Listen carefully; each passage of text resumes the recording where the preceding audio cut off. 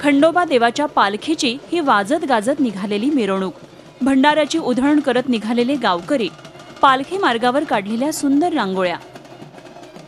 शिरूर तालुक्यातल्या कोंढापुरी गावात चंपाषष्ठीला खंडोबा देवाचा असा उत्साहपूर्ण लग्न सोहळा पाहायला मिळाला। कोंढापुरी गावात दरवर्षी असा लग्न सोहळा पार पडतो।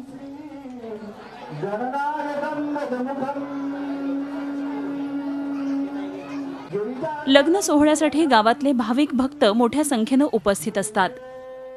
हे जे कोंढापुरी गावातील एक पांडवकालीन हेमाडपंथी मंदिर आहे। या मंदिरामध्ये श्री खंडोबा देव जागृत देवस्थान आणि आमच्या गावचं कुलदैवत हे नवसाला पावणारं असे हे देवस्थान आहे। कोंढापुरीत खंडोबा कसा विराजमान झाला याची देखील आख्यायिका आहे। भक्तांसाठी खंडोबा इथं आल्याचं ग्रामस्थ सांगतात।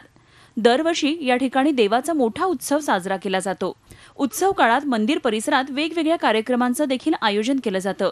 यात्रा काळात भाविक या ठिकाणी नवसाचं जागरण गोंधळ घालून खंडोबाची भक्तिभावानं पूजा करतात। जेजूर गडावरून ज्यावेळेस देव निघाले या लांडे पाहुण्यांच्या मागं, तर त्यावेळेस त्यांनी सांगितलं आता माझी भक्ती पुष्कळ झाली। म्हणजे भगवंतांनी सांगितलं मल्हार साहेबांनी की वा आता लांडे तुमची ह्या भक्ताची खूप सेवा झाली। हेमाडपंथी जुनं खंडोबा मंदिर आहे।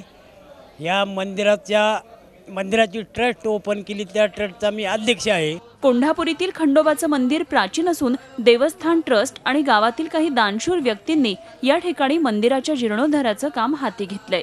या देवस्थानाला क दर्जा प्राप्त करण्यासाठी ट्रस्ट प्रयत्न करतंय। तर प्रेक्षक हो, असा हा खंडोबाच्या लग्नाचा आगळा वेगळा उत्साह पाहायलाच हवा। साईदीप ढोबळेसह bureau report Zee media, Kondhapuri, Shirur. Zee 24 तास रहा एक पाऊल पुढे।